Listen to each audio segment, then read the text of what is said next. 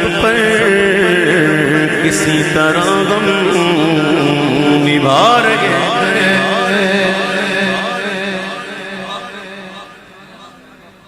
حقیقت ہے یہ لفاظ ہی نہیں ہے، اشعار صرف اشعار نہیں ہیں، یہ جو سمجھنے والے سمجھتے ہیں.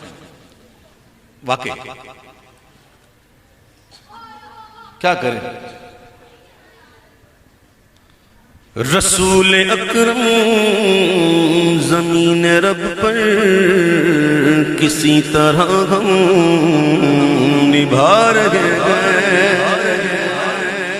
رسول اکرم زمین رب پر کسی طرح ہم نبھا رہے ہیں. جہان تاریک میں لہو سے، جہان تاریک میں لہو سے چراغ الفت جلا رہے ہیں. جہان تاریک میں لہو سے چراغ الفت جلا رہے ہیں. جہان تاریک میں لہو سے اپنے چراغ الفت جلا رہے ہیں. لیکن جب معرفت حاصل ہوئی اس بات کی تو پھر کہنے لگے کہ چراغ تیرا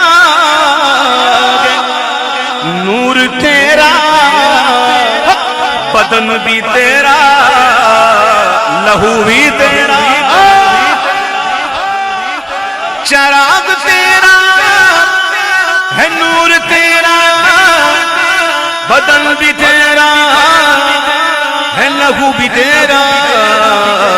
یہ سب تیری ملکیت ہے آقا کہ ہم تو قرضہ چکا رہے ہیں. یہ سب تیری ملکیت ہے آقا کہ ہم تو قرضہ چکا رہے ہیں. یہ سب تیری ملکیت ہے آقا کہ ہم تو قرضہ چکا رہے ہیں. ہم اپنی نفسانیت کے چاکر تمہارا حق کیا ادا کریں گے. ہم اپنی نفسانیت کے چاکر تمہارا حق کیا ادا کریں گے. بس ایک تمہارا کرم ہے آقا کہ جس پہ تکیہ لگا رہے ہیں. بس ایک تمہارا کرم ہے آقا کہ جس پہ تکیہ لگا رہے ہیں. جناب آدم بھی کہہ رہے ہیں مدد کسی اور در سے مانگو. بھائی لوگ کہتے ہیں اللہ کے علاوہ کسی سے مدد مانگنا یہ شرک ہے. اس شرک کی تعریف کو سمجھتے نہیں. اگر اللہ کے علاوہ کسی کو مدد کے لیے بندہ پکارے اور اس نیت سے کہ اصل مدد اللہ ہی کی ہے،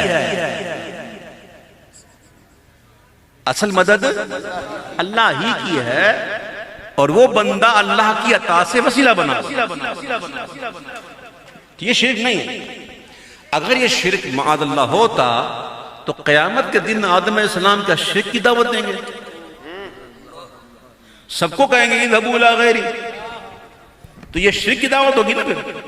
تو اللہ کے نبی اور ابو البشر آدم صفی اللہ، کیا وہ شرک کی دعوت دیں گے؟ اور صرف وہی نہیں، سارے نبی کہیں گے، سارے نبی کہیں گے اذهبوا الى غیری. خلیل اللہ بھی کہیں گے، نوح اللہ بھی کہیں گے، روح اللہ بھی کہیں گے، نجی اللہ بھی کہیں گے، ذبیح اللہ بھی کہیں گے، کلیم اللہ بھی کہیں گے، روح اللہ بھی کہیں گے.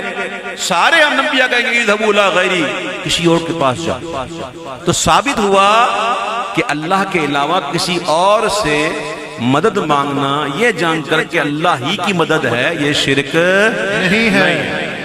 جناب آدم بھی کہہ رہے ہیں مدد کسی اور در سے مانگو۔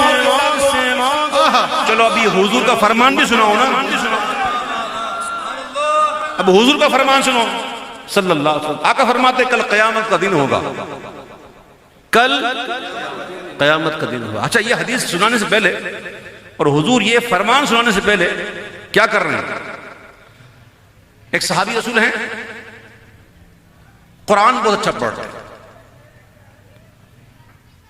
ان کو بلایا، قریب بلایا۔ اس سے پہلے کہ میں مختصر کرتا ہوں کہ وہ قرآن بہت اچھا پڑھ رہے تھے، بہت اچھا پڑھتے تھے، اور ایک جگہ پر وہ دو آدمیوں نے قرآن سنانا شروع کر دیا تو انہوں نے کہا میں صحیح پڑھتا ہوں، بولا میں صحیح پڑھتا ہوں، میں اچھا پڑھتا ہوں، بولا میں اچھا پڑھتا ہوں، بولے چلو حضور کے پاس چلتے ہیں، ان سے پوچھتے ہیں کون اچھا پڑھتا ہے۔ دونوں گئے، دونوں نے سنایا، میرا حضور فرمائیے کون اچھا پڑھتا ہے؟ کہا تم دونوں اچھا پڑھتے ہو۔ یہ سن کر بتقاضۂ بشری دل میں بات آ گئی، یہ کیا ہو گیا؟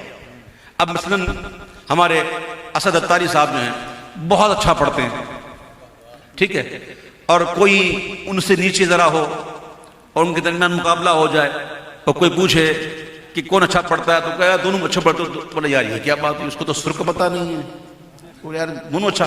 تو بتقاضۂ بشری دل میں ایک بات آ گئی، اور میرے آقا کی نظریں تو دل پر بھی ہوتی ہے نا۔ میرے آقا نے قریب بلایا ادھر، اور قریب بلا کر ان کے سینے پر ہاتھ پھیرا اور کہا اب کیسا ہے؟ اب کیسا؟ کہا حضور محبت سے بھر گیا، اب محبت سے بھر گیا۔ جب محبت سے بھر گیا نا پھر کہتے آ تجھے ایک بات بتاؤں۔ یہ بات بتانے سے پہلے سینہ محبت سے بھرا جا رہا ہے۔ یہ باتیں محبت والوں کی ہوتی ہیں، ہر ایک قبول کیا کرتا ہے، یہ محبت والے ہی ہیں۔ پہلے محبت سے سینہ بھر دیا، پھر کہا تجھے ایک بات بتاؤں سن، قیامت کا دن ہوگا، ساری مخلوق مجھ مصطفیٰ کے پاس آئے گی، حتیٰ ابراہیم، یہاں تک کہ ابراہیم بھی میرے پاس ہے۔ جناب آدم بھی کہہ رہے ہیں مدد کسی اور در سے مانگو، کلیم و عیسیٰ بھی میرے آقا تمہاری جانب ہی آ رہے ہیں، کلیم و عیسیٰ بھی میرے آقا تمہاری جانب ہی آ رہے ہیں۔ اب کہتے ہیں کہ میں دیر سے آ سکوں گا آقا۔ بھئی ہم سامان لاد کے جاتے ہیں نا کندھوں پہ، جتنا زیادہ وزن ہوتا ہے اتنا بندہ دھیما چلتا ہے نا، ہے جی، جتنا سامان زیادہ ہوتا ہے نا اتنی مشقت ہو جاتی ہے، سامان کم ہوتا ہے تو مشقت کم ہو جاتی ہے، اور سامان بالکل نہ ہو تو ہو دوڑا لگائے، سمجھ جائے اس میں بندہ کہ دنیا میں کتنا رہنا ہے، کتنا سامان چاہیے، ٹھیک ہے۔ تو کہتے ہیں کہ میں دیر سے آ سکوں گا آقا، گناہ کی گٹھریاں لدی ہیں، میں دیر سے آ سکوں گا آقا، گناہ کی گٹھریاں لدی گئیں، اور تیری رحمت کے آسرے پر قدم قدم بڑھتے جا رہے ہیں۔ اب دیکھیں کیا ہوا، اب دیکھو کیا ہوا، کیا کہتے ہیں، جب بڑھ رہے تھے اور جب دیکھا وہاں پہ کہ وہاں پہ تو بھیڑ لگی ہوئی ہے، وہاں تو بھیڑ لگی ہوئی ہے، تو کہتے ہیں عجیب بات، کہتے ہیں کہ بروز محشر تمہارا مجرم تمہارے دامن میں آ کے چھپتا، مگر وہاں اولیاء جمع ہیں، مگر وہاں اولیاء جمع ہیں، جو سور سن سن کے آ رہے ہیں۔ دیکھا کہ میں تو گناہگار، سیاہکار، روسیا، ننگے خلائق، بے عمل، وہاں تو اولیاء جب اولیاء موجود ہیں تو میری کیا اوقات ہے؟ تو ایسے میں کیا ہوا؟ میں سخت مایوس ہو چکا تھا کہ غوث اعظم پکار اٹھے.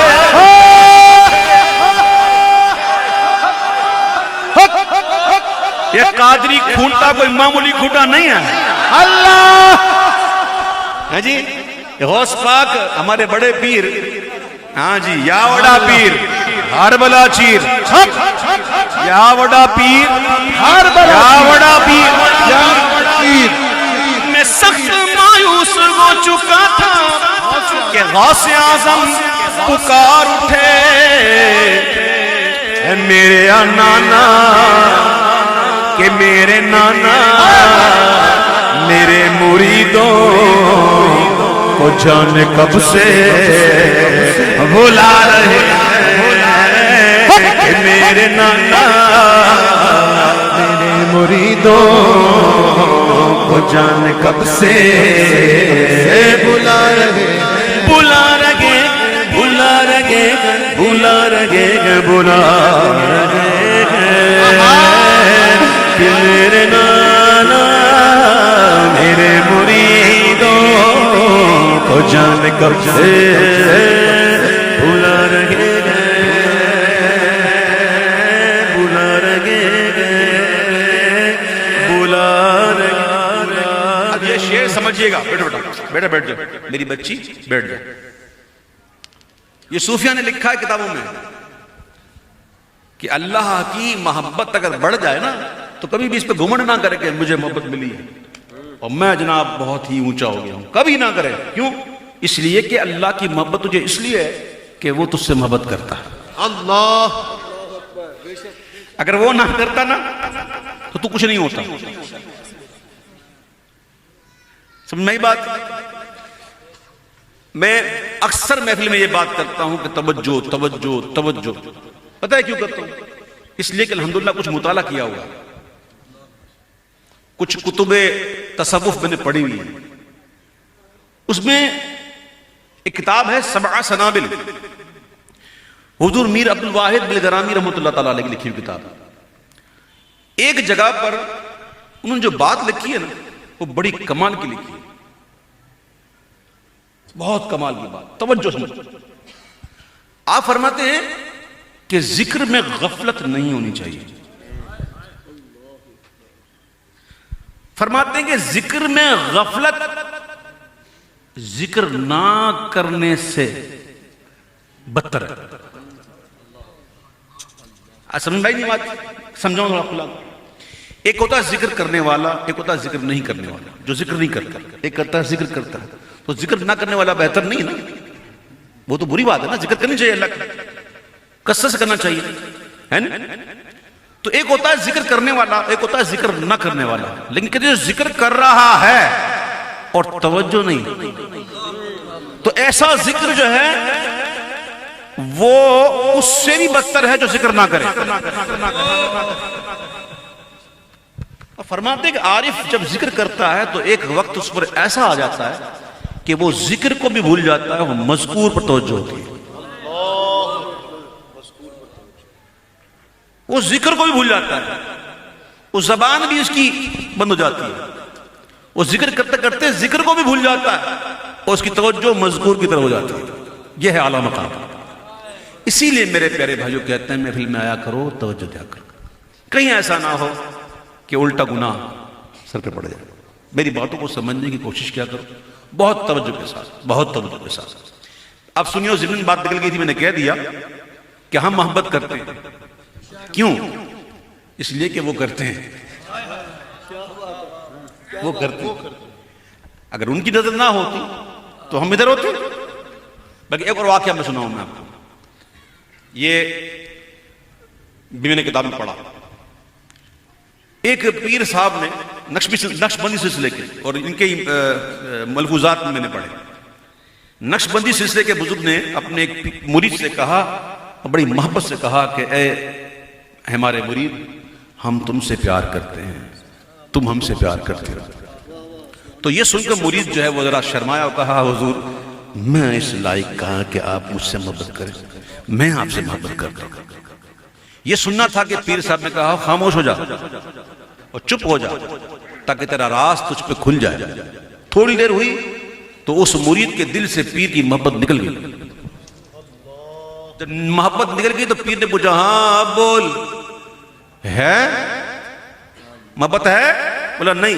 بولا تو محبت اس لیے کرتا ہے کہ ہم کرتے ہیں، اگر ہم نہ کرتے تو کیا کرتے؟